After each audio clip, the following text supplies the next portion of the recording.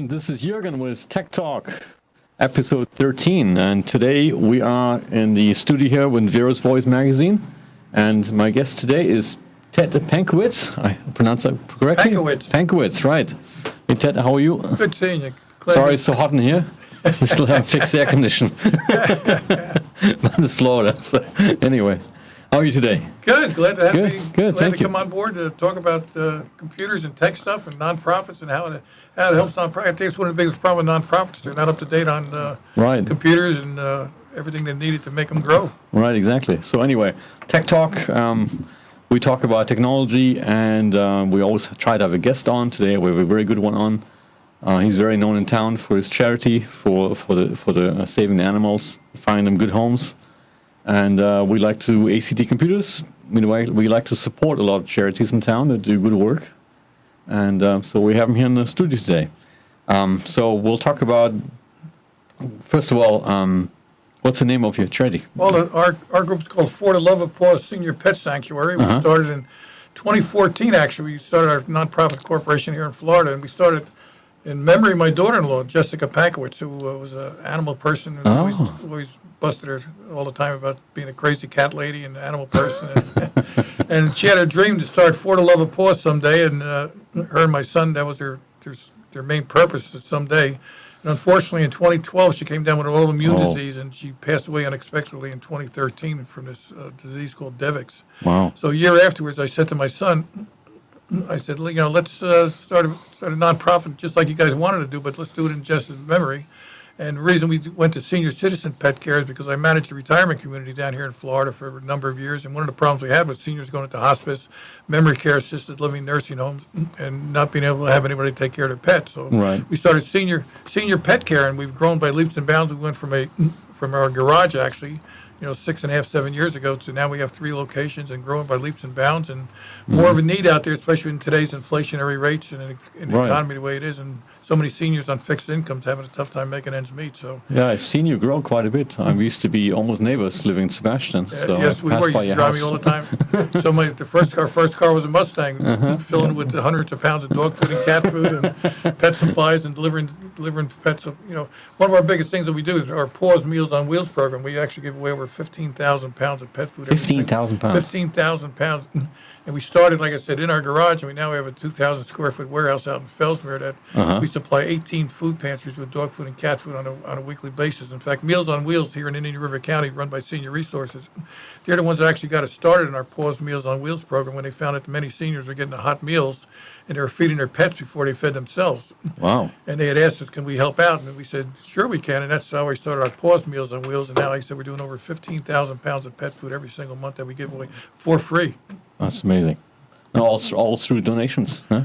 Well, we actually buy about $700 to $800 worth of dog and cat, actually more so cat food every single week to make up what's not donated. In fact, Salvation Army here in Indian River County, they get 80 bags of dog food every single Monday. Wow. Salvation Army Food Pantry in Fort Pierce gets 160 bags of dog food and cat food every Wednesday morning.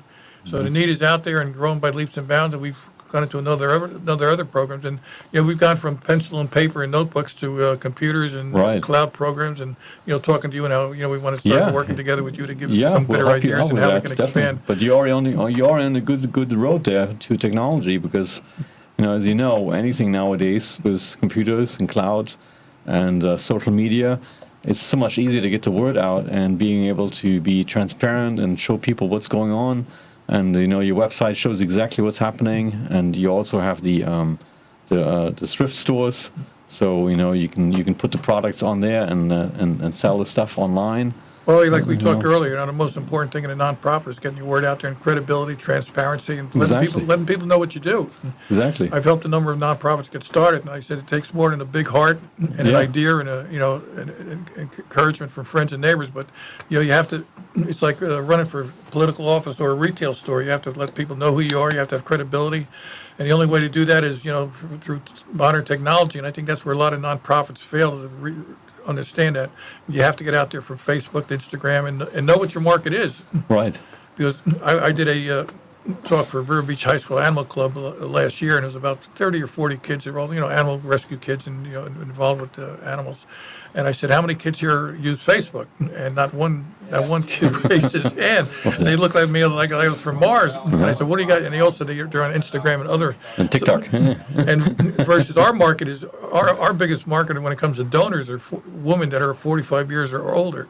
Okay, yeah. And that's really what the Facebook market is. Right. So nonprofits are using technology. You have to know what their market is and how to use it the right way, because you gotta have the greatest website, but you're not marketing yourself to the right Right. crowd. You're going to fail You right have off the bat. to have to be a marketer too. You know how to market your business. You know, it's like Well, that's running a we're going to business. use you and that Yeah, computer in the near yeah. future. You should give us some ideas. So- I think we need people from the outside to look at us. We've grown by leaps and bounds in the You last have. 6 years. A lot. But now we need people to look at us from the outside and say, I think you should do this a little bit better, or Right. tweak this or tweak that. Because Right. We can definitely help you with your online store and make sure the website is, very easy and organized. People well, can like find we things. talked about the website, I said, Right. we post a lot of pictures, and our website's more like a blog. You start at one Yeah, page, a lot of stuff. and you just start scrolling down. I went through it. Yeah, a lot of things on there. And when you get tired of scrolling on the first page, you go to the second page. But that's my thought. I put it like that. I actually do it myself, and I put it like that just for the fact to let people know. These are all, we have hundreds, if not thousands, of photos now that show people what we do and how we help people. Right. And what we really need help with now is like a donation page. That's one of the things we're lacking on that we have to do. Like a digital form where you can fill it in. That you can fill it in. Right now, right. we have things where you have to click on it, print it out, fill it out, and And send then it in. scan it or And send- that's yeah, one of our, that's that's one of the old-fashioned. things we need. Just like with adoptions and fostering and, Right. and volunteers, everything's we have to click on it, print it out, and fill it out, and scan it, Kind and send it back to us. reinventing the wheel there. And that's what we have to. That's what we're going to probably use you for in the near future. to Yeah, help no us out. problem. We'll gladly help you for that. It's amazing what you can do nowadays, especially with Facebook. I mean, for my business too, and for everybody. I mean, I know we always, so many people complain about Facebook and social media, but it does work. Oh, it does get the absolutely. word out. I mean, It does. I think that's Facebook is one of the biggest marketing points we Right. have, because it's word of mouth. Even people that don't use Facebook, they know people who do, and word of mouth course, from yeah. one person to the next. Yeah. Our biggest thing is getting the word out to seniors. A lot of seniors don't use technology, unfortunately, because Right. they're scared of it. They just. We have a couple volunteers that don't even have cell phones in there, and just trying to get the word out to seniors that we're here to help. We have many different programs other than our pet sanctuary, our Paws Meals on Wheels. We help pay for vet bills. We also have which we call our Precious Paws Veterinary Fund, and we also do free spay and neutering for seniors. So it's getting the Oh, word wow. out and to let people know. And and technology is great, but we need some help, and just like Yeah. other nonprofits can use it too. Yeah, so with most of these social media platforms like Facebook, LinkedIn, and all the other ones, when you do an advertisement, you boost a little bit for a couple dollars once in a while. You can actually target your audience. It's so complex what you can do in these systems now. You can say, okay, I'm looking at this circle of in Vero Beach. I'm looking in Palm Bay or something. I expand that circle. I want to target people with this amount of income. There's people that might already have cats and dogs. All kind of different things.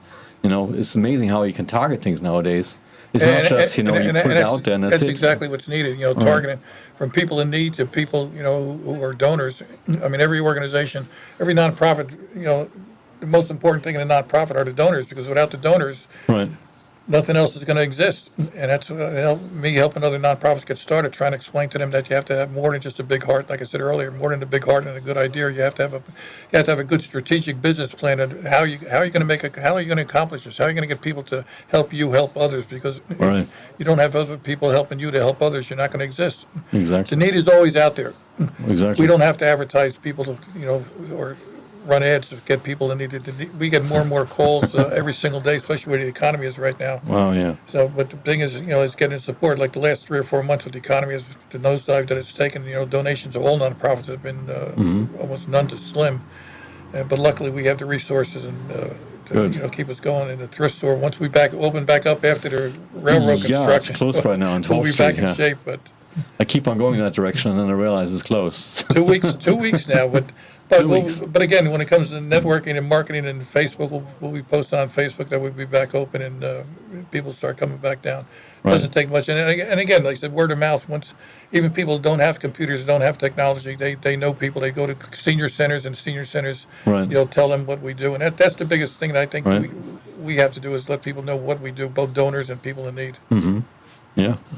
Yeah. Also, nowadays, when it comes to advertising what you want to do. It's not just there's an ad on social media.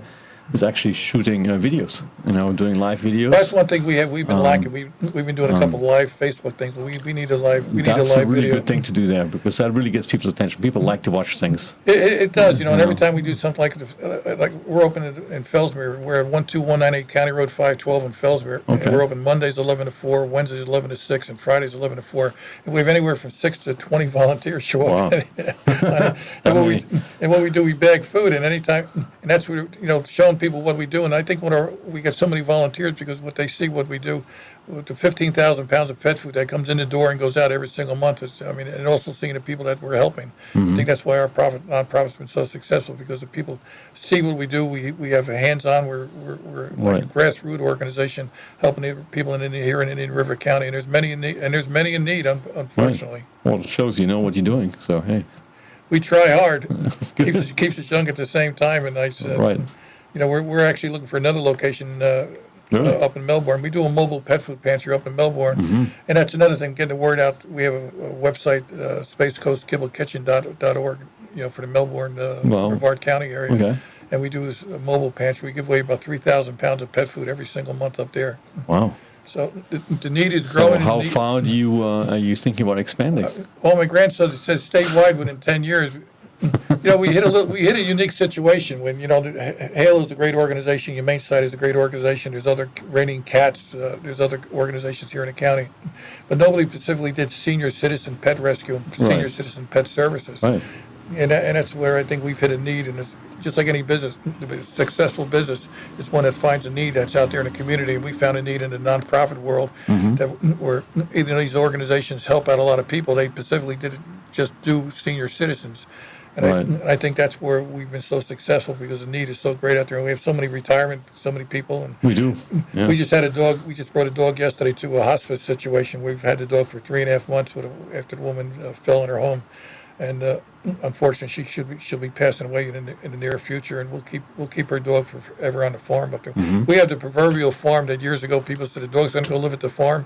Well, we have that farm, and we have dogs and cats and ducks and chickens and goats and pigs, and it's a typical farm, and it's a sanctuary farm that we hope to even expand. There's a 20-acre property next door to us that we're looking to hopefully buy within the next year or two and expand from there.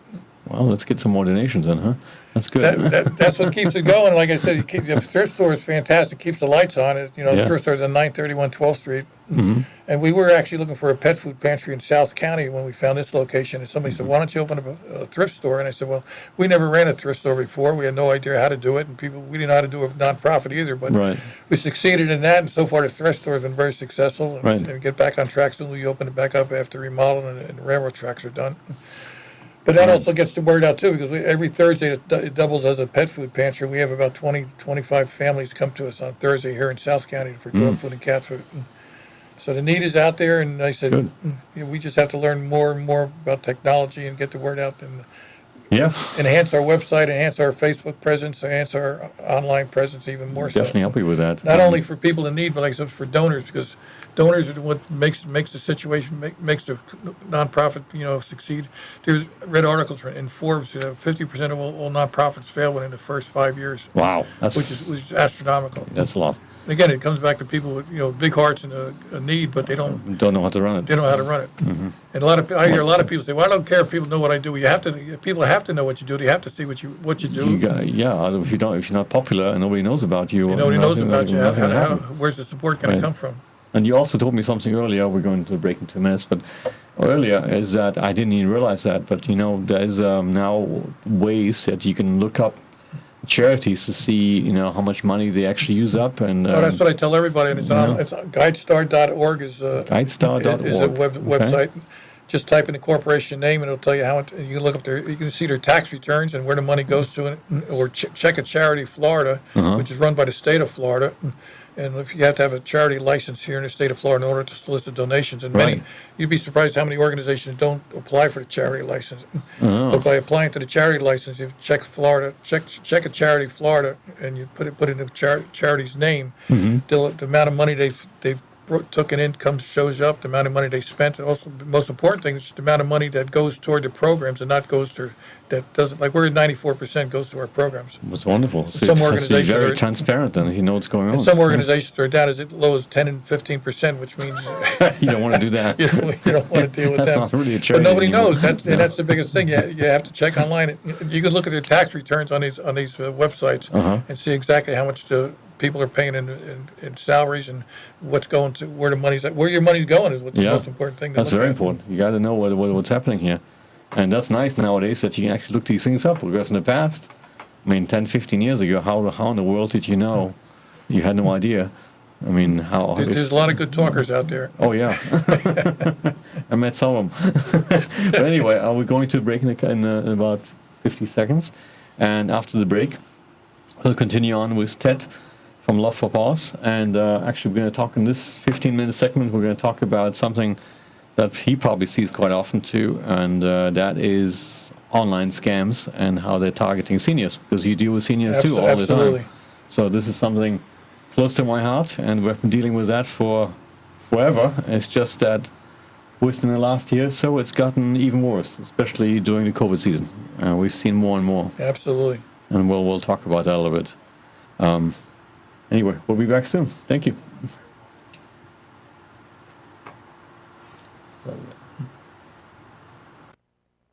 ACT Computers is your local full-service computer center serving individuals and businesses since 1995. Our strong continuing commitment to quality products and professional service is truly reflected in our everyday work. We want our customers to be satisfied with their purchases to establish a very good, long-lasting customer relationship. The computer industry is becoming more and more crowded every day. With technology moving faster and faster, one important item seems to disappear: commitment to customer satisfaction. We personally answer all our phone calls during regular business hours. You will be talking to a very qualified technician, not a phone answering service or automated system. Our specialties include computer repair, virus removal, networking, 24-hour turnaround, custom-built computers, servers, backups, cloud computing, notebooks, netbooks, ultrabooks, troubleshooting, IP cameras and security, and our store is located at US 1, 1525 US 1, Vero Beach, Florida. Call 772-567-7888. That's 772-567-7888. At Computers, committed to our customers. And we are back with Tech Talk. Today we have Ted Pankiewicz here with Love of Paws, a nice local charity that deals with seniors and their animals. And again, explain one more time what you do so people know. Well, we're a senior citizen pet rescue that takes care of seniors and their pets. We run a Paws Meals on Wheels program, supplies over 15,000 pounds of free pet food to seniors, disabled, veterans, and low-income families. We run a Precious Paws veterinary fund to help seniors pay for vet bills when they can't afford to take their pets to the vet. We also do a free spay and neutering program for seniors, veterans, and disabled people. In the last 60 days, we spayed and neutered 68 dogs and cats. Wow. And luckily, we got a small grant, and we're actually going to continue that program because it's been so successful. Wow, wonderful. I think it's great what you're doing. So we're also going to talk in this segment about scams and how online scams and how they're really targeting seniors. I can see that every day.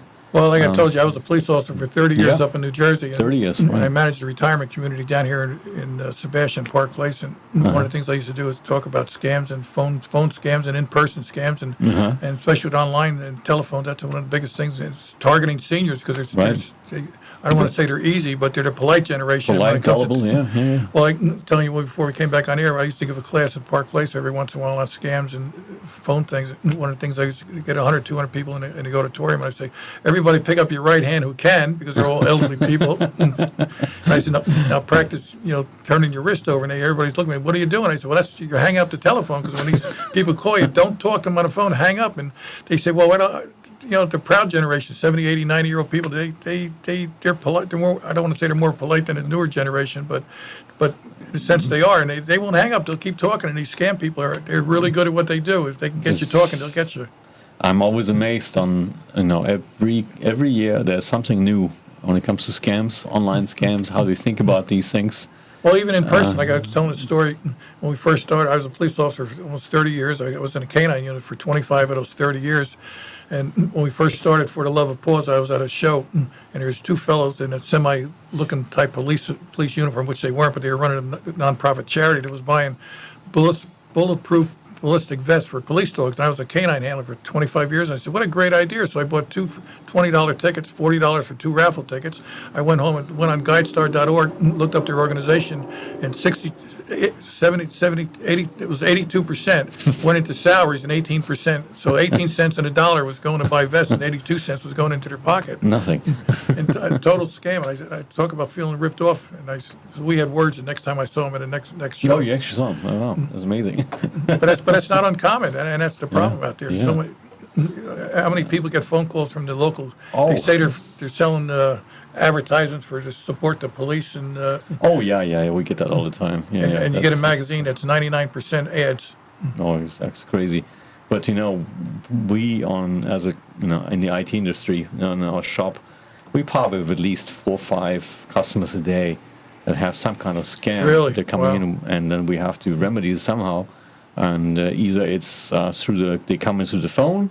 Basically, it's a cold phone call. Hey, this is Microsoft, or this is somebody from the bank or IRS or somebody, and we need your information. And some people just give this stuff out freely. And then also, sometimes it's really, really sad because they actually get into people's machines, transfer money, steal information, and then we have to talk to the bank, write letters to the bank, and prove to them saying, hey, this is what happened. They want their money back. They didn't do this on purpose. And many times it's successful, but it's amazing what they come up with, especially when you go. The old-fashioned thing is, and it's sad, it's still getting emails that have some kind of attachment to it, or fake emails saying, your virus protection has expired, your Norton has expired, and you need to call this to renew it. We've been getting a lot of phishing, whatever they call them, phishing emails, right? Where we purchased $500, $600 from Amazon. Mm-hmm. Please call this number. You get calls too, automatic calls. And then lately, I've got two in the last 2 weeks for $699.99 money requests through our PayPal account. Yeah. And it said if I don't cancel it within the next 24, and it has an 800 number to call. And I called it the one time. The guy telling me I have to go up at the top and put a website in, and I said, yeah, sure. Yeah, that's just wanted to see what kind of response. It just amazes me that law enforcement hasn't caught up to the technology in order to prosecute these people. No, the thing is, all these things are behind VPNs, virtual private networks, so it's hidden networks, and they're not really that traceable, and they're all overseas, and they basically also. They rotate employees all the time too, so that person might be working somewhere else next week. So, but these are really professional organizations with hundreds of people working in the same. They got to be scamming millions of dollars from seniors. Oh yeah, it's billions. Well, I know when I was on law enforcement, I think they said only about 10 to 20% of the scams are actually reported, especially the ones that are for $500, $1,000, because a lot of seniors they were embarrassed to say that they were scammed. Of course. So that they never even report it. Yeah. And exactly. So you figure if 10 to 20% are being reported, how many scams out there where people are losing $1,000, $1,500, and they just take it up as well. It's only $1,000, but it's $1,000, $1,000. They do that how many times and how many people lose? Exactly, and they're typical, like you saw. What they were trying to do to you is, they tell you to go to a certain website link, download this little program that gives them access to your computer, and now they hop on your machine, and they can do whatever they want. And I had experiences where we've had people that actually went on the online banking while they are connected remotely to your machine, and they log in, then the screen goes blank, and all of a sudden a couple of $1,000 goes missing from your bank account, if not more. And then the screen turns back on, and the phone line's dead. Wow. That's it. And but we also see sometimes, I hate to say it, it's also some kind of offer or some kind of thing where say, okay, I can make some money with this. It's and it's an offer that's too good to be true, you get some money back for this, or you get Yeah. some money to come back to you. It's all a scam. It's all a scam. It just amazes me. Like I said, when I was on a police job, there was a lot of in-person scams. We're finding money and having people put up money. And unfortunately, a lot of seniors, they're susceptible to these things. Yeah. And it just amazes me. But like what we haven't gotten lately, the lottery winnings. We used to get them. We used to get them all the time. Yeah, that's old fashioned. Yeah. Or the Right. prince from somewhere that has $1 million wants to send it back. Right. I used to get 2 or 3 of those a day sometimes. But it's amazing. People had to respond to those. They wouldn't be sending them out. Yeah. People didn't respond. Yeah, to them. whatever works for them. And even myself. I've been dealing with this for, how many years? And I've been dealing with computers for 30, probably with internet security for 15. And I get emails sometimes. I saw one that came in from, I think, some kind of big pharmacy, because I got some kind of coupon for them, and I'm looking through all the stuff they offer, and then I just kept looking. I was like, that's not really the pharmacy. That's something else. That's not them. And it even fooled me for like 2 minutes looking around on the website. It was completely fake. But what we also offer as ACT computers, and I've always mentioned this, we offer free security seminars. So if you have a charity, or even for your office, or a senior home, you're welcome to have us come out. We actually do a full presentation with PowerPoint, slideshows, and everything else, and a big TV projector. And actually, When I was managing Park Place, if I knew about you doing something, I'd invite you in and give a talk. Yeah. So I think it's one of the biggest things, especially the seniors. They're the most. Yeah. I think more money's ripped off from seniors than from any other age segment in the population. Right. Because they're the more susceptible. They don't really understand technology. Right. Or when they get an email saying they just purchased $699 worth of laptops, and he said, "No, I didn't do that. Oh my God!" And they Right. click on that link, or they take that phone call, and then no matter what, just like the cash scams over the register, these people are so good. The minute you keep them talking, they'll get you. No matter how good you think you are, they'll get you over and over and over. Or again. sometimes, it's pretty mean, I think, when they pretend to be family members and they call and say, I'm in trouble, or email say, hey, my name's whatever, and they get the name of the kids, and they're pretending to be some family they need member. cash, bail They need them out. cash, send me something now. It just amazes me. But that's why I think with that computer, you should start contacting some of the senior communities, because that would be that would be a big plus giving these talks. We do. We've done that for a couple of years now. We actually, if you come into our shop, we give you a nice flyer, a brochure that tells you everything step by step, what to do, what not to do online. It only takes once. Oh, yeah. Just like you said, you looked at a couple of them. I had a few coming out, and I check them all, but I had a few where I almost, everything sounded good. Yeah, And it looks really then I'm good. saying, no, at the last minute. I said, thank goodness I don't. But I get them almost every single day, and that's the amazing thing. They must Right. send out millions and millions, and if they only get a 0.5% of a 0.5%, they're making a lot of money. Right. And, technically what most consumers do not understand is that, you might be running a virus protection on your computer or some good software to keep your machine clean. But if you initiate that remote session to the scammer yourself, They got you. the virus protection won't say anything. It's just, it's just a regular program running, like somebody's helping you. So that's a really bad thing right there. I said it just amazes me being in law enforcement for so many years that law enforcement hasn't caught up to the technology in order to prosecute these. Yeah. Even out of the country. I mean, I know that, like you said, that's where most of them come from, but still, it's We deal with security so much, and it's always, the technology is always running so much faster than the security. Mm-hmm. Something comes out, and then the security comes afterwards. Something comes out like, webcams or, wireless doorbells and stuff like that, and then all of a sudden these things get hacked because they get released soon, and people don't change their passwords. And then all of a sudden, these things come back to you. Well, we've had a few in the past. I've had a few phone calls over the last couple of years where people have contacted somebody in our name. Mm-hmm.